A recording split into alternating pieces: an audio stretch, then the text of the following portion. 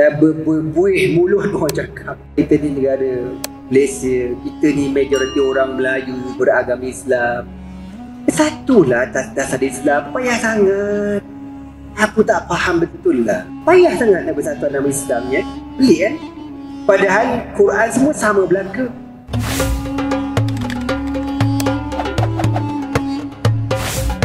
Jom sama-sama kami. Caranya mudah. Hanya klik join button. Terima kasih.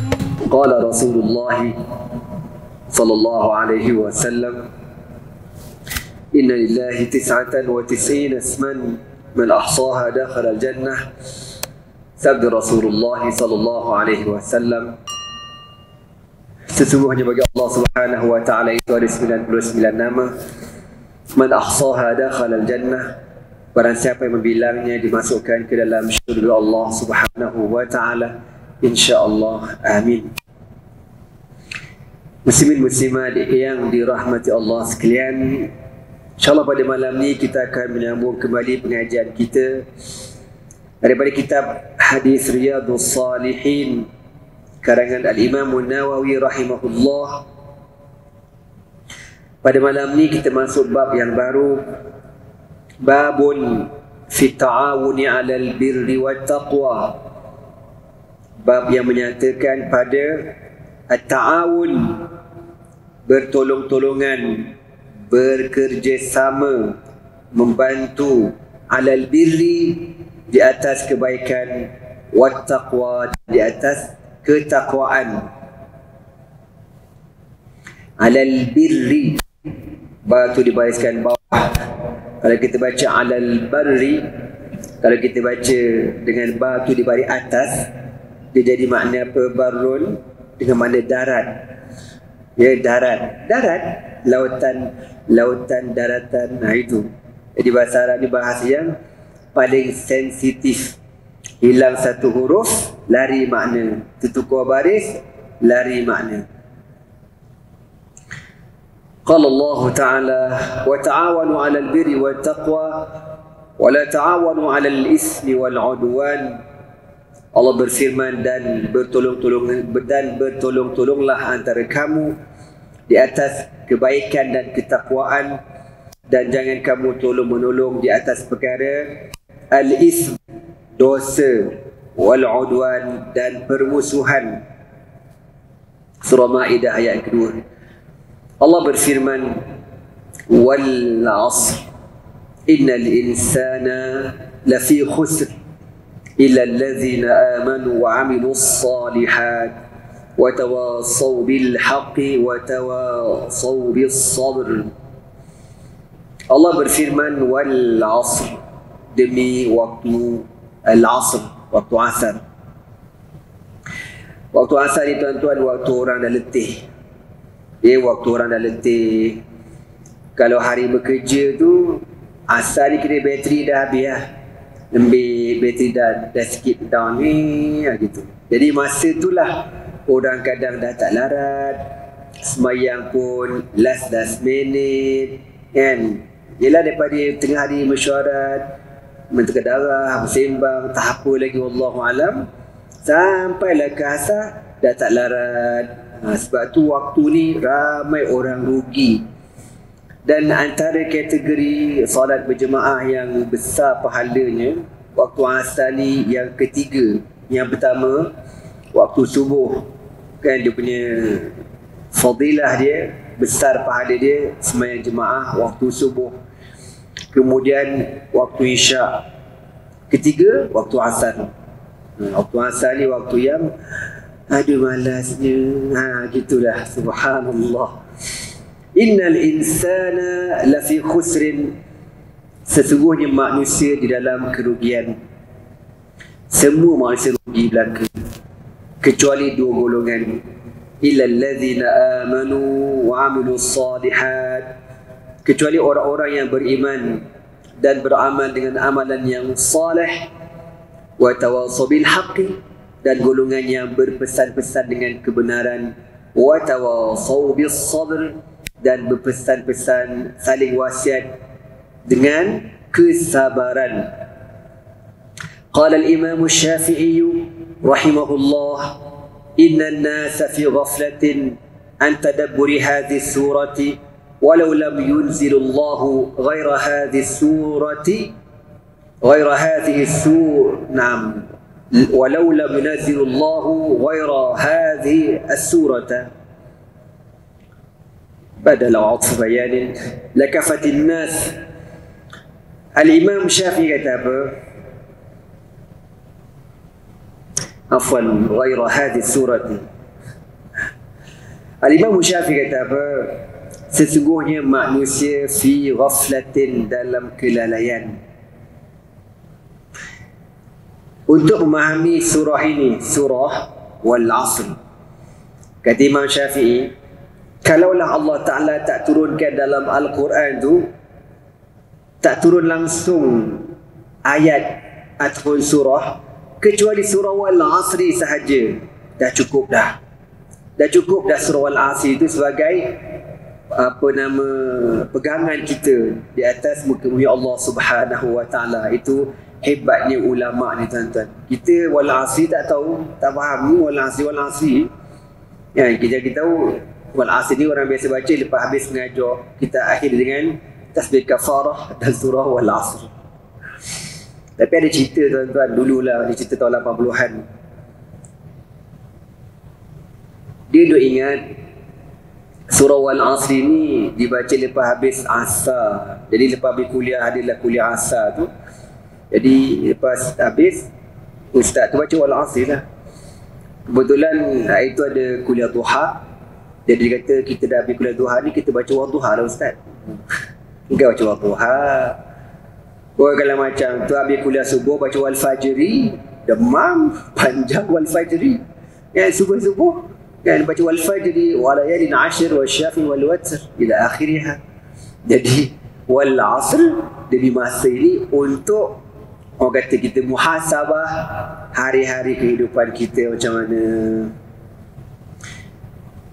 Hadis yang berkaitan dengan bab ini, An Abi Abdurrahman Zaid bin Khalid Al-Juhani radhiyallahu ta'ala anhu qala Rasulullah sallallahu alaihi wasallam, man jahazza ghaziyan fi sabilillah faqad ghaza wa man khalafa ghaziyan fi ahlihi bi khairin faqad ghaza.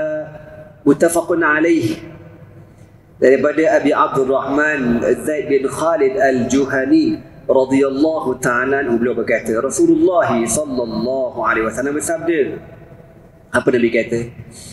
Man jahaza ghaziyan, barang siapa yang menyediakan kelengkapan perang fi sabilillah, di jalan Allah Subhanahu wa Ta'ala, faqad ghaza, sesungguhnya dia telah pergi perang. Ini Nabi tak kata faka'annahu qad ghaza. Nabi tak gunakan harfu tashbih. Kan, orang tu tak pergi perang tau, dia hanya sponsor sahaja. Ya, orang nak pergi perang, dia bagi duit. Nabi kata man jahaza ghaziyan, barang siapa yang menyediakan kelengkapan perang untuk para mujahidin, faqad ghaza, dia dah pergi perang dah. Itu level dia. Ya, Nabi tak kata ka'annahu qad ghaza. Nabi tak menggunakan harfu tashbih seperti dia dah pergi perang. Tak, Nabi gunakan litahqiq, faqad ghaza, dia telah pergi perang.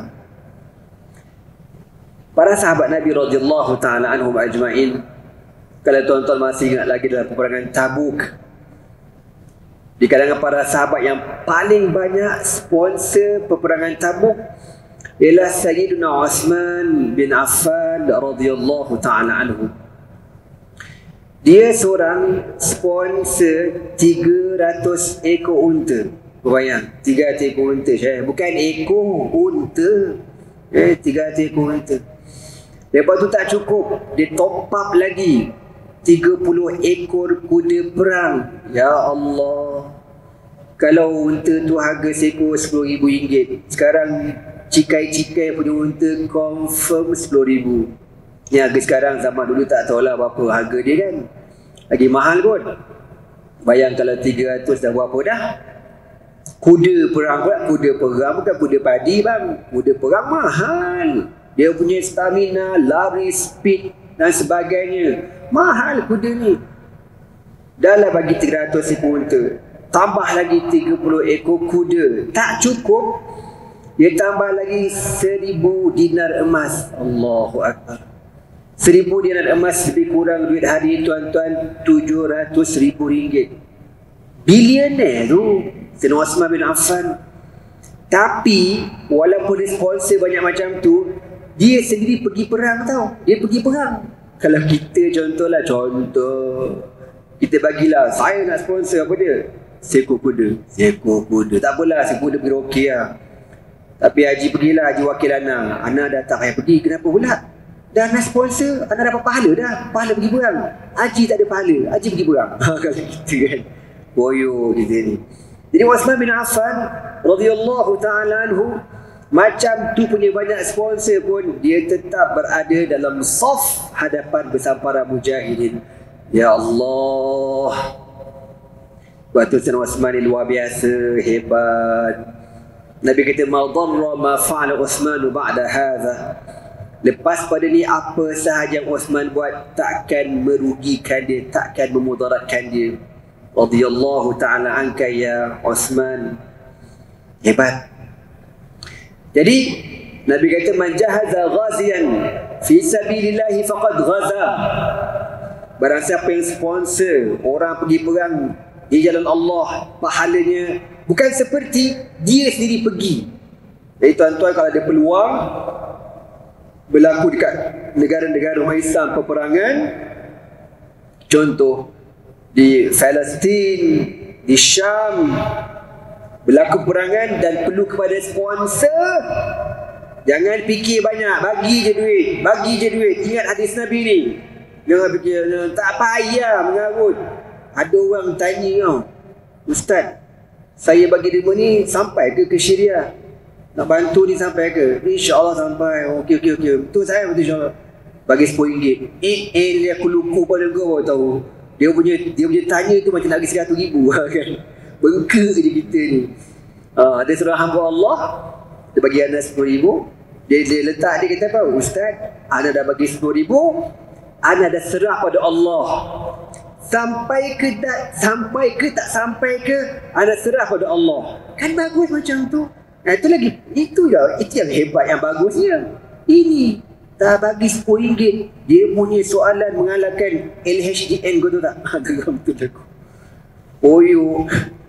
Okey, jadi kalau kita dapat peluang bantu umat Islam di Palestin, Al-Qassam, bagi golongan Al-Murabitun, Al-Mujahidun fi sabilillah, kita tak ada peluang kat Malaysia, bagi support, sponsor. Faqad ghaza, Nabi kata, kau pergi perang juga. Allahu Akbar. Lepas tu Nabi bagi lagi satu offer. Wa man khalafa. Sebab tu kita tak tahu entah besok bila kita mati kat padang mahsyar, ketika Allah Ta'ala menimbang amalan kita, tiba-tiba dekat amalan tu kata, pada hari sekian-sekian, tahun sekian-sekian, bulan sekian, kau pernah berjuang, berjihad di Syam. Kita masih bila pula ya Allah kau pergi Syam? Aku orang Shah Alam je pun. Kan Shah Alam pun tak ada Islam lagi. Tapi macam mana pula aku ada perang dekat Syam? Sebab kau ada infak, kau ada bagi duit, kau ada bantu para mujahidin. Faqad ghaza, kau dah pergi perang sebenarnya. Allahu Akbar. Itulah untungnya menjadi umat Nabi Muhammad sallallahu alaihi wasallam. Umat lain tak dapat benda special offer ni tuan-tuan. Tuan-tuan bayar, tuan-tuan bagi duit, tuan-tuan berlenggang lepak. Pergi perang. Gitulah hebat umat Nabi Muhammad sallallahu alaihi wasallam. Wa man khalafa ghazian fi ahlihi khairan faqad ghaza. Dan offer yang kedua Nabi kata apa? Dan barang siapa, okey, contoh satu keluarga ni, suami dia pergi berjuang, berjihad fi sabilillah. Kita kata apa? Okey, Haji pergi, keluarga Haji saya tanggung, anak, isteri saya tanggung semuanya. Kalau Haji syahid, keluarga Haji jadi keluarga angkat saya. Bini Haji, bini saya, contoh. Dan anak kata ada. dah nak selamatkan kan. Balu syuhada, besar pahala. Lemah betul aku. Betul lah tu. Ya. Itu pun kalau dia nak kat engkau dia. Kalau tak nak kata apa. Tapi Nabi kata apa? Wa man khalafa ghaziyan fi ahlihi. Barang siapa yang support, berikan belanja ghaziyan, orang yang pergi perang, fi ahlihi, pada ahli keluarganya, bi khairin, dengan kebaikan, mana bagi makan, bagi belanja, faqad ghaza, bukan seperti dia pergi perang juga, tak ada seperti dia pergi perang juga. Itulah kelebihan orang yang sponsor dua golongan ni tuan-tuan. Yang pertama, orang yang pergi perang, dan yang kedua, dia sponsor keluarga mujahidin. Ni keluarga mujahidin. Banyak sebenarnya peluang kita. Memang banyak peluang. Nak tak nak je. Kalau dengar ada peluang, support, sponsor keluarga mujahidin, jangan lepaskan peluang. Dapat pahala jihad fi sabilillah. Okey. Hadis muttafaqun alaih, Bukhari Muslim. Seterusnya, wa an Abi Sa'id Al-Khudri radhiyallahu ta'ala anhu anna Rasulullah sallallahu alaihi wasallam ba'athan ila Bani Lihyan min Huzail faqal liyanba'is min kulli rajulaini ahaduhuma wal ajru bainahuma. Daripada Abu Sa'id Al-Khudri radhiyallahu ta'ala anhu bahwasanya Rasulullah sallallahu alaihi wasallam menghantar satu pasukan kecil untuk berjihad ke lokasi Bani Lihyan daripada kabilah Huzail. Maka Nabi kata apa?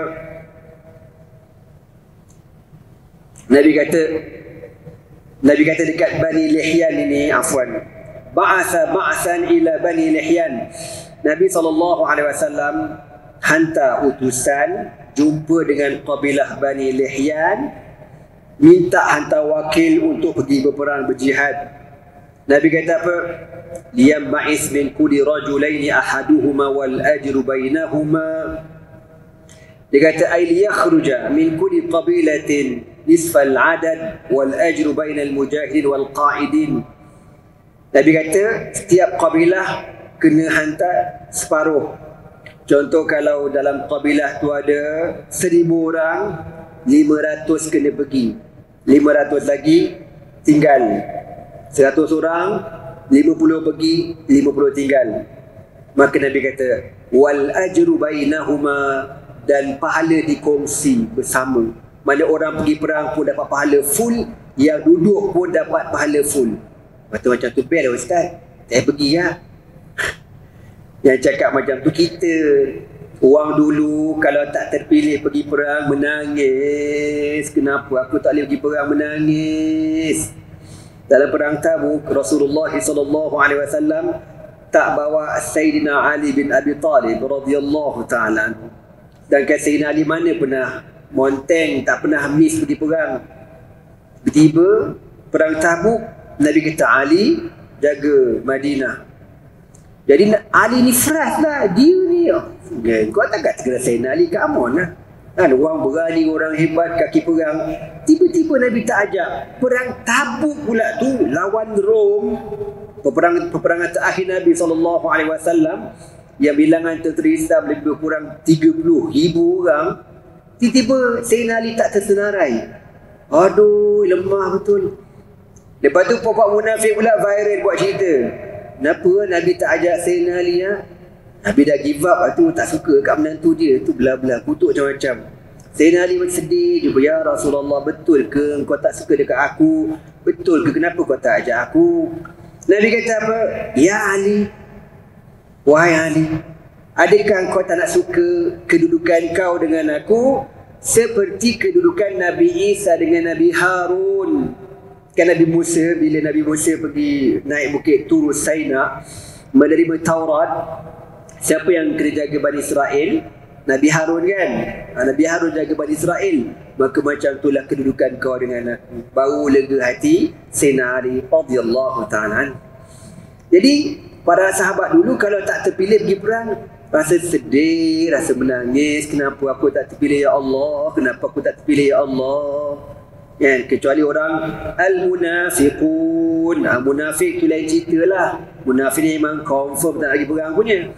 Jadi Nabi kata pada dalam hadis ni, yang ba'is min kulli rajulaini ahaduhuma wal ajru bainahuma. Kalau dalam keluarga tu ada dua anak lelaki, seorang pergi, seorang jaga keluarga. Macam itulah. Dan dua-dua dapat pahala. Dua-dua ni akan berkongsi pahala. Tuan-tuan janganlah ingat bila sebut kongsi tu macam malah rugi dah ustaz. Ku rugi apa? Kau ingat Allah macam kita apa? RM100 share. Diorang maknanya seorang dapat RM50. Eling macam tu ke? Allah Ta'ala ni kaya tu tak? Kaya Allah Ta'ala ni. Dia bagi pahala tu min haitsu la nahtasib. Pahalanya banyak, tak berkurang pahalanya.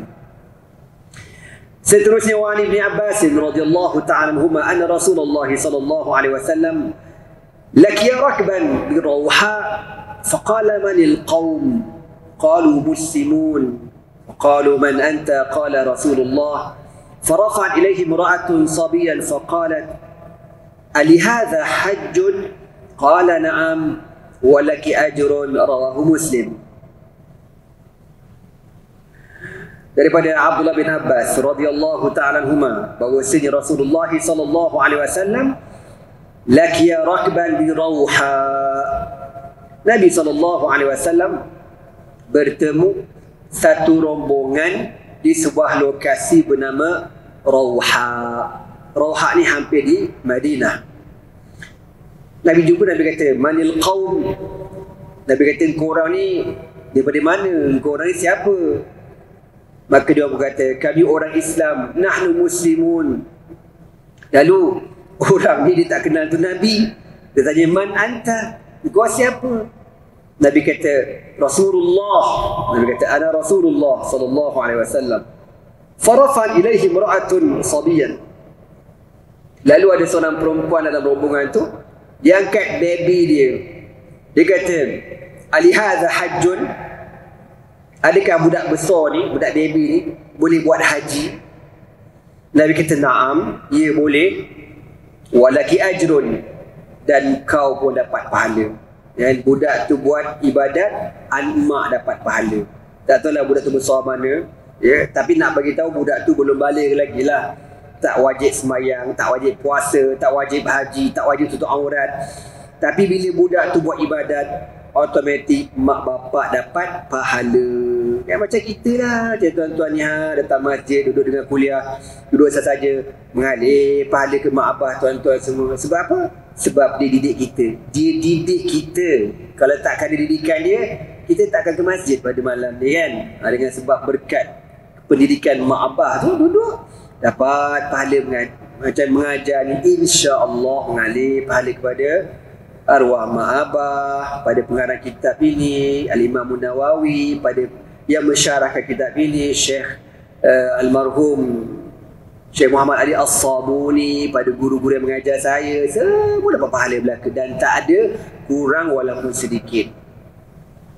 Wa an Abi Musa Al-Ash'ari radhiyallahu ta'ala anhu 'an Nabi sallallahu alaihi wasallam annahu qala al-khazinul muslimul amin الذي ينفذ ما أمر به فيعطيه كاملا موفرا طيبة به نفسه فيدفعه إلى الذي أمر له به أحد المتصدقين متفق عليه.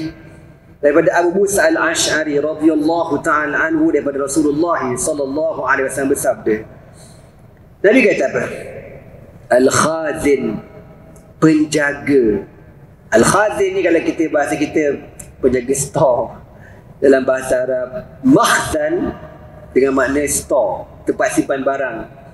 Al-khazin yang menjaga amanah, jaga baitul mal, jaga bahagian zakat, jaga sedekah orang, jaga amanah orang, jaga wakaf orang.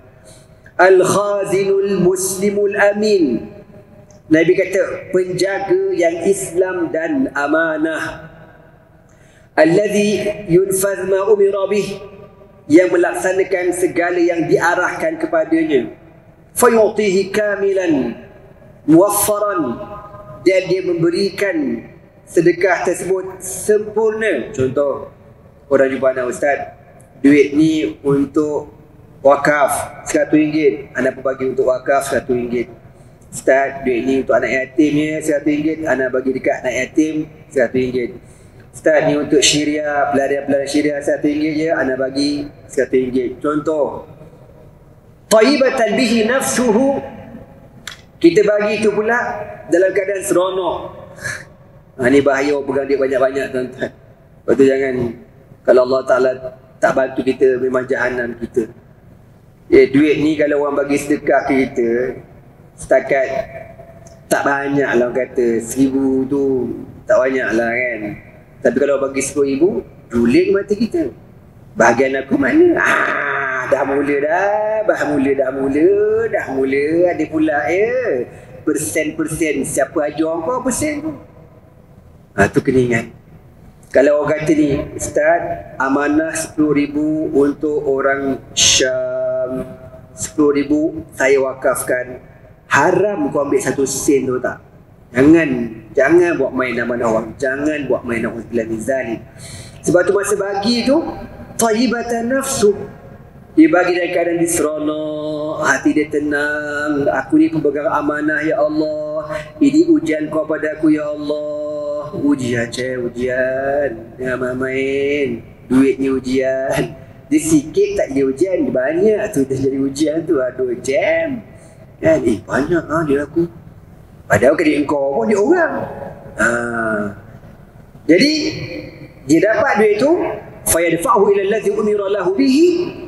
Dia bagi kepada orang yang disuruh oleh yang bagi duit tu. Bagi siapa? Anak yatim, ma'had, waqaf dan sebagainya. Kita bagi dalam keadaan kita seronok bagi. Nabi kata apa? Yang tukang bagi ni bukan duit kita pun, kita tolong bagi je. Nabi kata apa? Engkau pun dikategorikan ahadul mutasaddiqin, salah seorang daripada orang yang bersedekah. Maknanya apa? Seakan-akan duit tu duit kita, tuan-tuan. Padahal bukan duit kita pun, dia transit dekat akaun kita. Contoh kan, orang masuk akaun kita RM1,000 derma, dia transit kejap, kita pun ambil, keluarkan, bagi. Bukan duit kita, duit orang tu. Tapi dengan sebab perbuatan kita ambil itu, serahkan sebiji macam duit kau sendiri yang kau sedekahkan. Allahu Akbar. Kenapa? Sebab ujian. Jangan main. Allah nak bagi tahu besarnya pahala. Padahal bukan duit kita pun, dia transit ke akaun kita sekejap je. Tapi itulah pahala bagi orang yang menunaikan amanah. Sebab tu jangan buat main. Orang bagi duit, serah terus. Jangan simpan lama-lama. Na'udzubillah min zalik.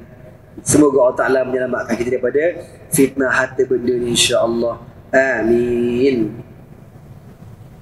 Kalau dia masuk Twitter tu, orang dapat, orang tu apa benda nama dah, transfer ke akaun dia tiba dapat apa, RM100,000 dia pun jadi kata kena pula PKP first, walau dia kata rezeki.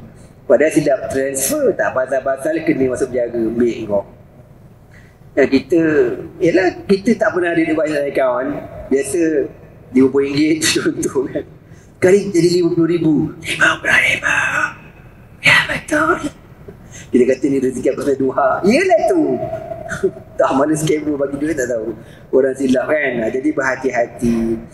Okey tuan-tuan semua. Jadi orang yang menyampaikan amanah ni, walaupun bukan duit dia, Nabi kata engkau pun macam duit tu duit kau sendiri yang kau sedekahkan. Okey, habis cerita tentang babun fi ta'awun 'alal birri wat taqwa, bab tentang bertolong-tolongan atas kebaikan dan ketakwaan. Bab yang seterusnya babun fin nasihah, bab pada nasihat. Allah Ta'ala berfirman, innamal mu'minuna ikhwatun fa aslihu baina akhawaykum. Sesungguhnya orang yang beriman itu bersaudara, maka elokkan antara mereka. Bergaduh berbalah, satukan orang Islam ni. Dan berbuih mulut orang cakap kan, kita ni negara Malaysia, kita ni majoriti orang Melayu beragama Islam. Satulah atas dasar Islam. Payah sangat. Aku tak faham betul lah. Payah sangat nak bersatu nama Islam ya. Pelik kan? Padahal Quran semua sama belaka. Kan? Quran contohlah, ni aku sebut contoh, bukan nak berpolitik tapi contoh. Quran PAS 30 juzuk, Quran UMNO 30 juzuk, Quran PKR yang orang Islam 30 juzuk, Quran Amanah 30 juzuk. Apa masalah kita? Kenapa tak nak bersatu atas dasar Islam? Inna lillahi wa inna ilaihi raji'un. Kan? Ni cuba buka semua ada ayat ni. Innamal mu'minuna ikhwatun. Sesungguhnya orang beriman itu bersaudara. Fa'aslihu baina akhawaikum. Maka kamu elokkan, islah, ya, damaikan antara saudara-saudara kamu. Dalam surah yang lain Allah berfirman tentang kisah Nabi Hud. Apa kata Nabi Hud? Wa ana lakum nasihun amin. Dan sesungguhnya aku ini yang menasihati kamu dan orang yang amanah. Hadis yang pertama, an Abi Ruqayyah Tamim bin Aus ad-Dari radhiyallahu ta'ala anhu, anna Nabiy sallallahu alaihi wasallam qala ad-dinu an-nasihatu. Apa maksud ad-din an-nasihah? Dia kata ai an-nushu li kulli muslimin wad-din. Menasihati orang Islam itu merupakan agama. Mana agama Islam ni ialah menasihati. Agama lah tu, benda elok. Wa huwa alamatu sidqil mu'min. Dan orang yang menasihati, cakapkan kita elok, nasihat kita elok, itu tanda untuk orang beriman. Tanda orang yang beriman. Wan nasihatu, dan apa makna nasihat ini? Kalimatun jami'atun likulli khairin. Satu perkataan yang mempunyai maksud yang baik. Wahya ajma'u kalimatin li khairai ad-darain. Mana kalimah yang memberi kebaikan pada dua negeri kita, di dunia dan juga di hari akhirat. Itulah an-nasihah. Qulnah, kami berkata, liman? Nasihat ini untuk siapa ya Rasulullah? Nabi kata, qala lillahi wa li kitabihi wa li rasulihi wa li a'immatil muslimina wa amatihim. Maknanya apa? Nasihat ini untuk Allah. Mana kita menasihati kerana Allah. Bukan kita nasihat ini dengan sebab ada kepentingan peribadi, tapi menasihat kerana Allah. Tapi itulah tuan-tuan, nak menasihati kerana Allah ni susah. Sebab tu orang yang boleh berkawan kerana Allah, balasannya dia dapat apa? Dapat naungan arash di hari akhirat besok. Dia dapat naungan arash di hari akhirat besok. Ya? Kita biasanya berkawan kerana benda lah. Kan, kerana projek, kerana tender. Tapi ada orang yang boleh berkawan kerana dunia, tapi lama-lama Allah Ta'ala betulkan hati dia berkawan kerana Allah. Ana sajalah nak share cerita. Ini cerita lama tuan-tuan. Ana ada kenal seorang hamba Allah ni. Dia baik, jutawan. Masa nak kenal tu dia belum dapat datuk lagi. Lepas tu dia dapat datuk. Tapi baiklah orangnya. Satu hari dia jemput anak pergi rumah dia. Baik, banyak infak, banyak bersedekah. Sekali masa pergi rumah dia tu, nampaklah ada seorang makcik tu tak pakai tudung, duk hidang makanan. Dia tengok, oh bibik dia. Jadi bibik dia tak pakai tudung dalam rumah. Tak tua pun, dalam mungkin ujung 30-an, awal 40-an kot. Dalam hati ni Syekh, nak tegur tak nak, jadi baik. Banyak sponsor, banyak bersedekah, banyak menderma. Nanti kalau aku tegur kan, dia tak derma pula kan, lari bajet. Macam. Ni ujian tuan-tuan. Anda berfikir, tawakal lah, tegur je lah. Tapi tak tegur terus masa tu lah.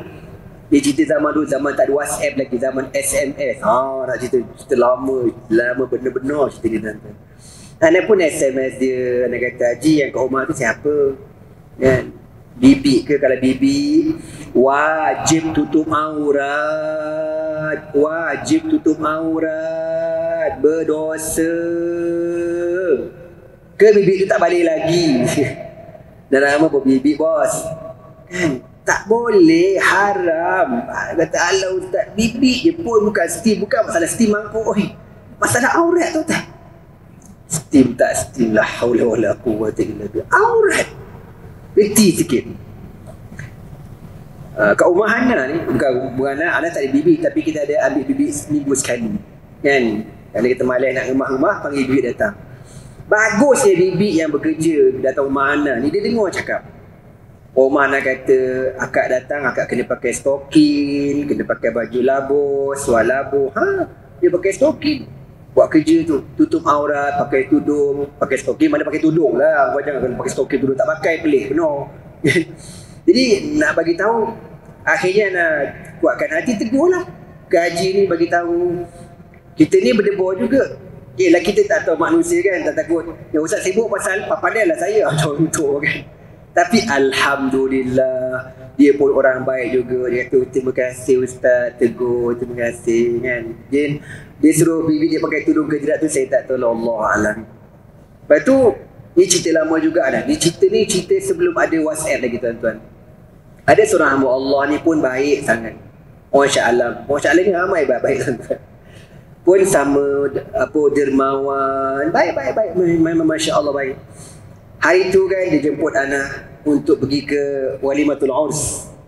Apa Isyak? Isyak apa? Wah, okey, ada masa. Kahwin, anak dia kahwin. Ana ni tuan-tuan minta maaf cakap lah, benda paling aku menyampah pergi kena dia kahwin. Serius cakap. Ana tak suka pergi kena kahwin. Makan tu suka, tapi kena kahwin tu aku tak suka. Pasal bercampur gaul. Bukan kita ni baik sangat tau, tapi kita tak sukalah senang cerita tengok benda gini kan, nyampah. Tapi hamba Allah ni baik. Dia rajin, datang kuliah, duduk depan. Dia tu ustaz datang, ya ustaz. Dia cakap apa tahu? Dek kerana dia nak jemput Ana, dia rela buat kenduri tu lepas maghrib, tahu tak? Mana lepas maghrib lajak sampai lepas isyak kan? Biasa orang buat pagi kan, hari Ahad. Dia punya, kau tahu nak suruh aku datang, kita buat maghrib tu ustaz, nak suruh ustaz datang juga. Ya keji, okey Ana datang. Bawa semua tu, bawa mak, bawa abah semua, okey. Ana pun lepas habis kuliah dengan jubah ni dengan kitab tu, pergi dia buat ke SUK tu. Masa pergi tu sampai kat pintu gerbang nak masuk ke Dewan Hall tu, kena ambil kedatangan, kau jangan main-main. Zaman tu tak ada COVID, kau jangan COVID ni bid'ah baru lagi. Zaman tu mana ada COVID, tapi kena ambil kedatangan, kau jangan main-main kau. Aku kata lain macam. Sekali nak ambil kedatangan, oh ustaz ni. Dia pun buka pintu Dewan. Tadadeng. Dia buka kau tu, dia red carpet kau. Dah ada bidadari sambut aku. Silakan ustaz. Aku kata mampu. Masalah problem ni bang, aku ni dengan jubah serban kau tu tak. Dia kan red carpet tengah-tengah gini kan. Orang kat sini, orang kat sini, pentas pelamin pembenda kat sebelah ni, di tengah ni. Aku ni malu. Kan perempuan ni tak pakai bapak, tak pakai tudung lah senang cerita, dengan baju ni ketat padat, tertarik, menarik kayak bom. Dia pun meja ustaz ada kat sana ya. Dia bawanya aku ni punya malu, ya Allah, malu banget tu. Arwah mak pun ada, arwah abah pun ada lah. Ni meja ustaz duduk. Kita pun duduk, malu duduk. Lepas tu datang seorang budak perempuan. Dia punya pakaian, innalillahi wa inna ilaihi raji'un. Ikan duyung, Syekh. Serius aku cakap. Gini kau. Aku kata astagfirullahaladzim. Dah lah pakai ikan duyung, duduk dekat aku pula tu. Ya ustaz, apa lagi tak cukup, nak tambah apa? Mampus aku cakap gini gaya. Aku geram, dalam hati aku nak smackdown haji ni. Apa benda buat gini? Malu Syekh. Astagfirullah. Memang tak lalu makan. Mak Ana pun tak lalu, bapak aku pun tak. Pasal benda tu bagi kita dia lah kan, aib lah. Ikan duyung sambut aku apa barang. Okey, Nabi dah masa. Jadi Ana pun makan, dah kita keluar balik. Sampai rumah aku tak boleh tidur. Aku terkenang gaji tu. Kenapa buat macam ni? Ana kenal lagi tu baik sangat. Dia tak pernah miss kuliah Ana. Kenapa buat macam ni? Malam tu tak tidur. Ana kuatkan nanti Ana WhatsApp pula. SMS ni. Haji, minta maaf ya. Makanan sedap, semuanya sedap je. Tapi satu yang tak sedap. Adikan duyung, aku tulis. Lepas tu aku pun hantar tidur. Tawakal. Besok pagi nak maki aku kelas tak. Besok sebelum subuh Ana tengok dia balas. Terima kasih banyak-banyak ustaz atas teguran bla bla bla bla. Beberapa hari kemudian dia kata nak jumpa Ana, datang rumah nak ziarah. Ana ingat lagi Jumaat. Dia datang rumah dengan rumah dia, bawa buah tangan, bawa hadiah. Ana pun dah gabra dah. Duk. Sebenarnya ustaz kita datang ni akan ambil dengan aku. Nak minta maaf. Nak minta maaf. Kami minta maaf ustaz ya. Sebenarnya kami tak ada pengalaman buat kenduri besar-besar macam ni. Itu semua luar kawalan. Lepas tu Ana pun okey je, tak apa. Lepas tu Ana ni macam sajalah aku terkeluar pula. Yang ikan duyung tu siapa? Ikan duyung. Alamak ustaz.